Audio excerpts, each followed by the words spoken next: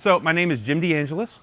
I am one of the Ford program instructors here at Community College of Baltimore County. I've been here for 16 years plus. Prior to that, I was a Ford Motor Company service training instructor, and prior to that, I was a Ford dealer technician, actually a graduate of the program I am now teaching. I was not. I was not in a high school program. I did not come from a traditional career and tech education center like we have in Baltimore County.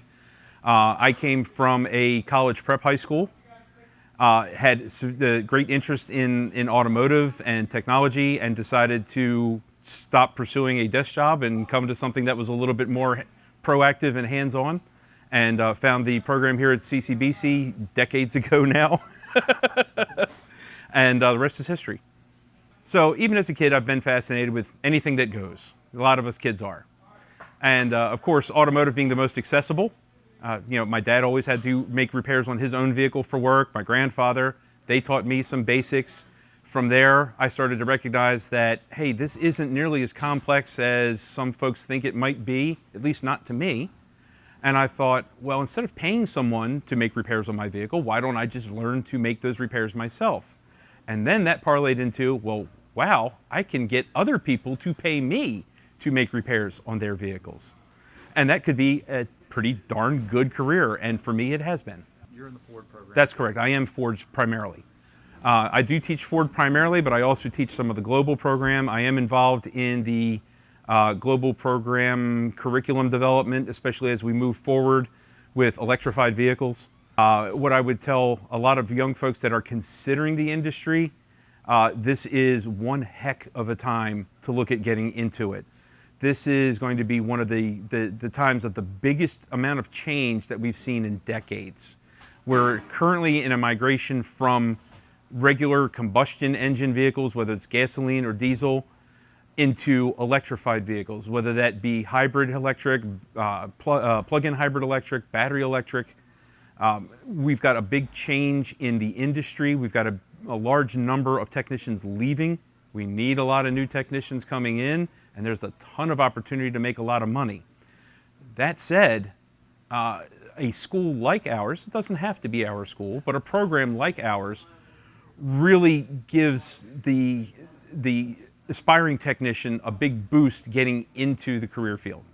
Ford Motor Company specifically, I'll speak to that since that's the program I worked with mostly. Their goal is to have their dealers participate in finding and growing lifelong technicians, career technicians with their dealers, because they know they need reliable.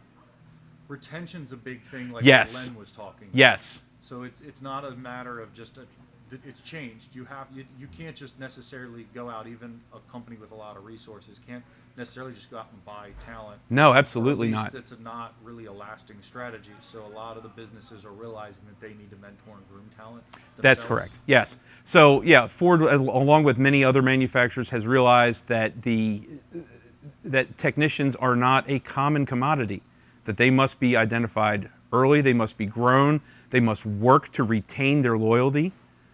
And Ford, along with other manufacturers that are represented here at the college, invest a lot of time and money in assisting us to get those technicians trained and placed with sponsoring businesses that want to see them, see that technician have a career, not just in the industry, but hopefully with that particular business. That's good. We'll use that. That's usable. So what would make, so Ryan was, I didn't ask it. So Ryan spoke a little more to the public university versus for-profits and for-profit programs. We all here believe strongly in the one, this structure and this model. So Absolutely. Maybe talk to the difference. And it wasn't that way. I mean, we at Hollenshades, at my family business, half of our formally trained, not, we have a lot of guys that had no training. They just kind of, their dad did it. Right. And they hung out at OJT. Yeah. Is that on the, Yeah. okay. On the job training. Most of our veteran techs, they pursued the career in the 80s, were actually from Lincoln Tech. Yeah. Right. So maybe speak to what's changed, what's different, pros and cons, and why you believe in this one. Okay. So prior to the beginning of our program here at CCBC in the mid-1980s, the primary choices in the Baltimore area were some of the for-profit schools. And I'm sure at the time, and it probably continue to be pretty quality schools, However, they are businesses. Their goal is to make money versus our model. We are a community college. Our goal is to serve the community. We are a nonprofit organization. We are not aiming to charge as much as possible for someone to decide they are willing to pay that for an education. Our goal is to provide a quality education for as minimal expense as possible.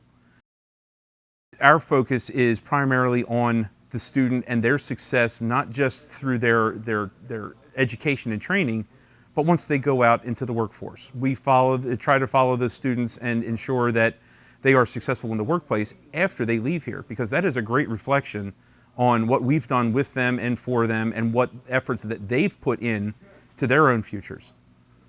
It's totally usable. See, you all, this is so great. Yeah, I mean, I mean, I believe immensely. Yeah. In what Oh, you all do absolutely. here. I'm a product of this. I wouldn't be where I am if I didn't. Same here. Put time in here when I wanted to leave the corp. So we're trying to get more of these stories out. I'm also on the advisory board for the Baltimore County Public Schools CTE, and it's a fight. It is. You have two fights. You have to find the kids that would be willing to get their hands dirty, but believe it or not, at least my experience, both from business and engaging with the educators, more and more kids that are willing and don't want to sit in the classroom. Yes, and I'm they seeing wanna that get too. Out of the classroom, and COVID's assisted that a little bit. Oh, it has given a big boost to that because they're sick of sitting around now. Yeah. So you have that, but then so that fight's always there to attract kids that want to get in it themselves in their heart. But then you have a lot that want to pursue it, and then they go home, and mom and dad don't want to hear it. Yep. And so we have two fights, and it's like on both sides of the fence is conflicted, and it's just I don't know what we're gonna. It's what it is. It's a tough message to convey. That the message Mike Rowe's been working on is work smarter and harder, because there's a lot of money to be made in that. And you talked about it's the supply and the demand. The salaries, as we sit here recording this right now, the salaries for a trained, properly and educated technician that is proficient, the pay skyrocketing as we stand here. I have a shop foreman that works at one of our dealers. I won't say which. That's confidential. They are paying him $75 an hour, 3 days a week, and flying him to and from his home in Florida. That's how desperate some of these area businesses are for quality employees. Not just a person to fill a space, but really trying to find somebody that is worthwhile and will give them their return on investment. And that's what we try to build here out of our graduates. So it's that structure. I mean, I always bring up in casual dinner conversation with people that are not involved in the industry is I kind of, in a lot of other professions, even cutting hair, you need a license or some kind of anything. Right. This industry, although it's a free-for-all almost. ASE, we love ASE, and they're but it's not a licensing body. It's a certification body. There's no requirement. So anybody who can ride down Harbor Freight and pick up a set of tools can call themselves a professional car mechanic. So let's speak then and spin that in the positive that what is the structure here in this organization that we know it translates out into the industry? What can you say to that? So what I would say to how we help to grow a technician, I guess that's what you're after. First off, we've got a select number of people that are absolutely excited to put their hands on something and learn something that they can do, that they can build, that they can physically affect. And those folks often make the best technicians because they're excited to get dirty. They're excited to build something, to repair something, and see that immediate change. Those folks are very often also the same ones who may or may not do well in an academic class. But what we try to reinforce is that the academics are just as vitally important as the automotive technology. If we're building a technician, if I'm bringing in a fresh student, so my guidance to the student is this. First, do you really want to be here? Are you here because you don't think you have another choice? Because if you don't think you have another choice, you're wrong. There's plenty of other choices. And our goal, I don't want to bring someone into the program that doesn't want to be here. I want to help them find what they can excel at. So I'm not going to bring in a student just to fill a seat in my class. I'm not worried about that. I'm worried about, does this person want to be here? Are they prepared to put in the work? Because if they are prepared to put in the work, then they will get the reward at the end. The reward is a lifelong career that pays well. It's important they know what's out there. I see one issue I see is if they're not dually enrolled in working, and then also simultaneously here, to put the amount of time and resources from educators like you and the program, and they not already know at least what's on the other side of the fence when they graduate. Right. That can be an issue too. Yes, that can be very off-putting to some students, and that is usually where I will lose a student that isn't committed to this. And when I say committed, I don't necessarily mean that they are making a choice to do this because they don't think they have any other choices, but I mean they have decided, yes, this is what I want to do.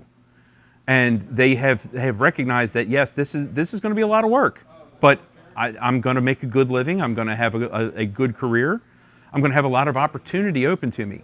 And that's one of the things I try to express to my students when they're here talking with us, looking at enrollment, and they're weighing, is this the program I want? Do I want, if I do pursue automotive, do I want to pursue a certificate or a degree? And what I try to speak to is not just the automotive skills, but the personal skills, the business skills, because those are all vital to being successful in the industry and having as many opportunities open to you as possible. It's one of the things I think we do well here at CCBC versus maybe one of the for-profit schools.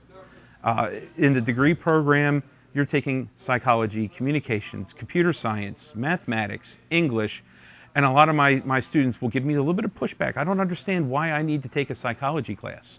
I don't understand why I need to take a communications class. Well, do you think you're ever going to speak with a customer? Do you think you're ever going to write up a report for a warranty administrator or a manufacturer or a customer? Don't you think you need to be able to communicate well what you have found on the vehicle?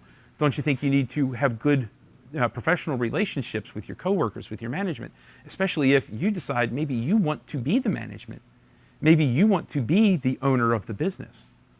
So hopefully what we are doing here at CCBC with the academic path as well as the automotive path is giving the student multiple opportunities in the career to be a technician, a shop foreman, a business owner, a manufacturer's representative like I myself became.